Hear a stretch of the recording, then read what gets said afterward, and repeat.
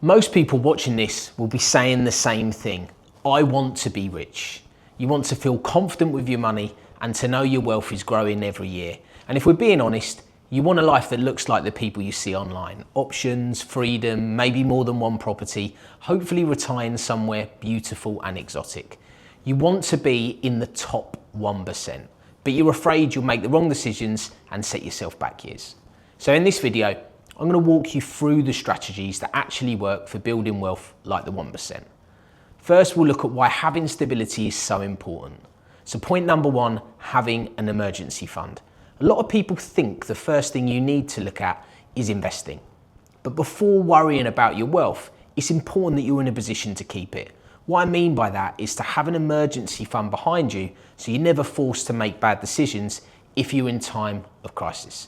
And if you don't have a cash buffer, every unexpected bill will become a problem, a reason to stress, and your money shouldn't cause you stress.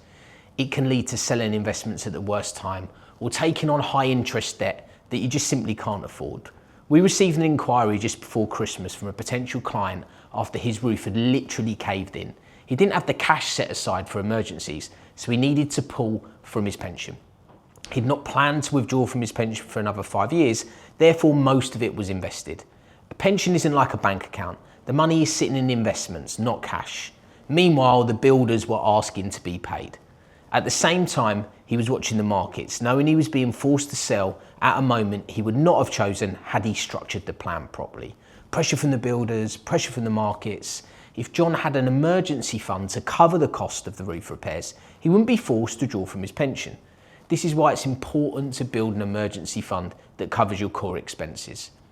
Start with 1 month, then build to 3 to 6 months. So point one is all about stability. If you do not have a buffer, your plan is fragile. Now, once you have stability, we move to the next step, which is control. Point number two, track everything to conquer lifestyle creep.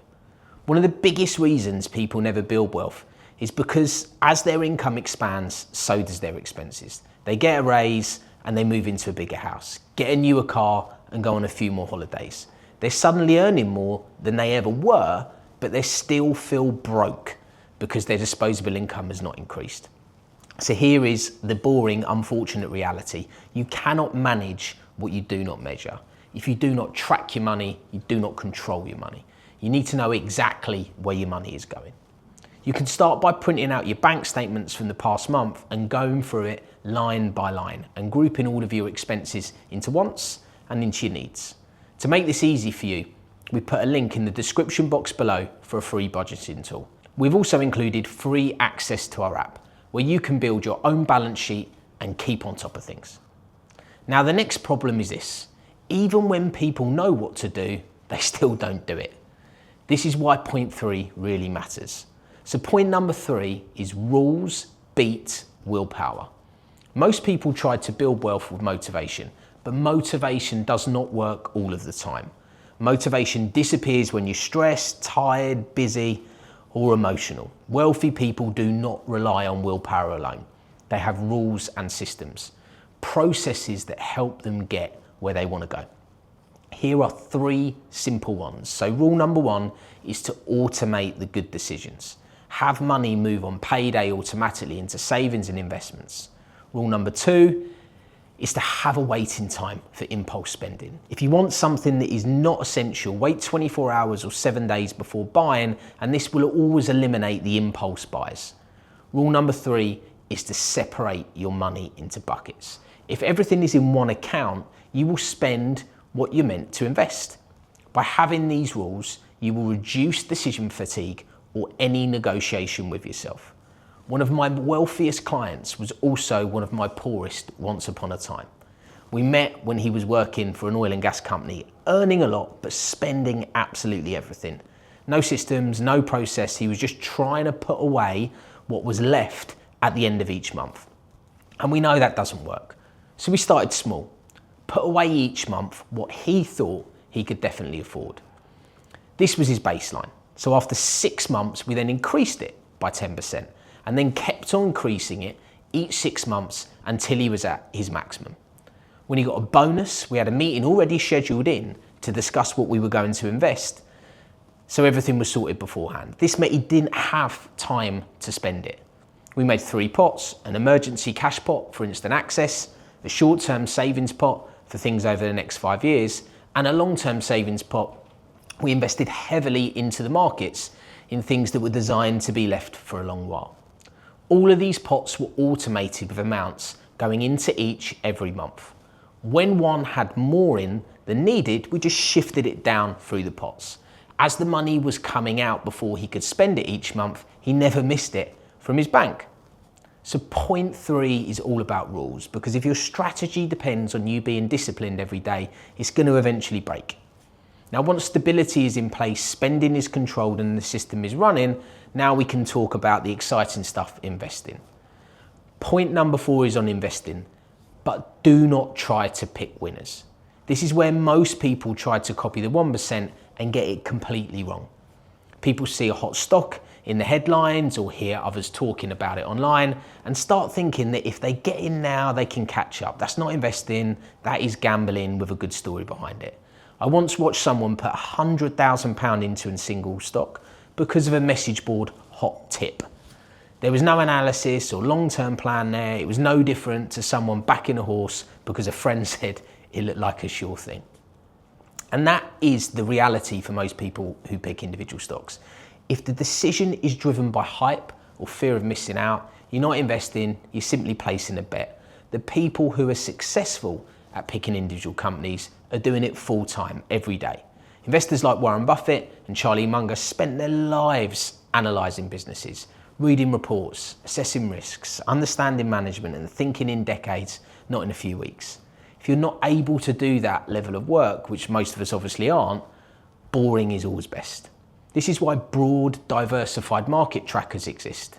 They remove the need to guess. They spread your risk and they allow you to benefit from long-term growth without one decision blowing absolutely everything up. Real investing is about being patient enough to let time do the work.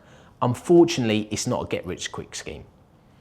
Now that we've looked at boring investing, what leads to the next point, which people hate hearing? Point number 5, you will not be rich overnight. Everyone wants to be rich tomorrow. This is why get-rich-quick schemes work. They sell hope. Think of why people buy lottery tickets. It's all about the hope of winning. But if you want real wealth, you need to stop looking for the shortcut. There is no secret strategy that turns nothing into something overnight. Wealth is built by doing the right things over and over again for a long time and avoiding the big mistakes that wipe people out. There's a famous story of a janitor called Ronald Reed. Ronald Reed worked as a janitor and petrol station attendant for most of his life. He lived modestly, drove an old car, and never looked wealthy. When he died, people were shocked to discover he had built a fortune of over $8 million. He didn't have a business empire or a secret inheritance from a long-lost relative. He simply did the right things for a long period of time, saving and investing consistently and letting time and compounding do the hard work.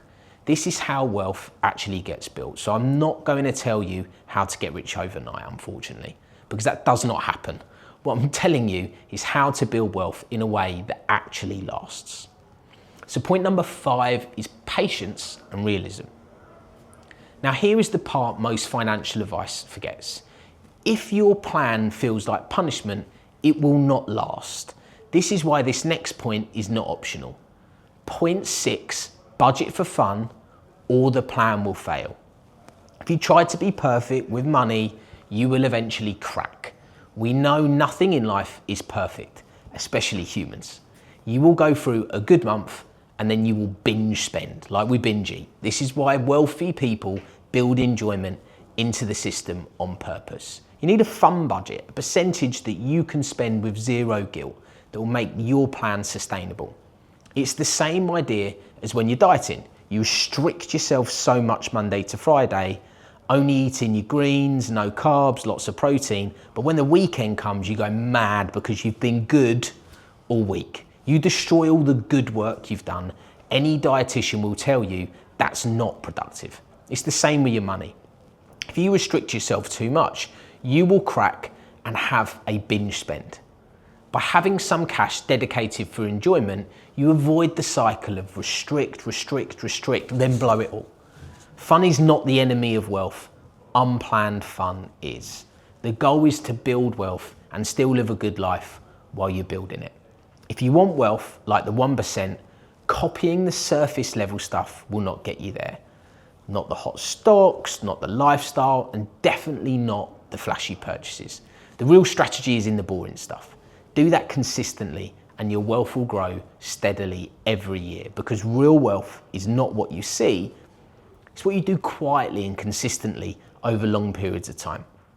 If you found this useful, please give it a like and subscribe, and please let me know in the comments if it helped you. Thanks very much for watching.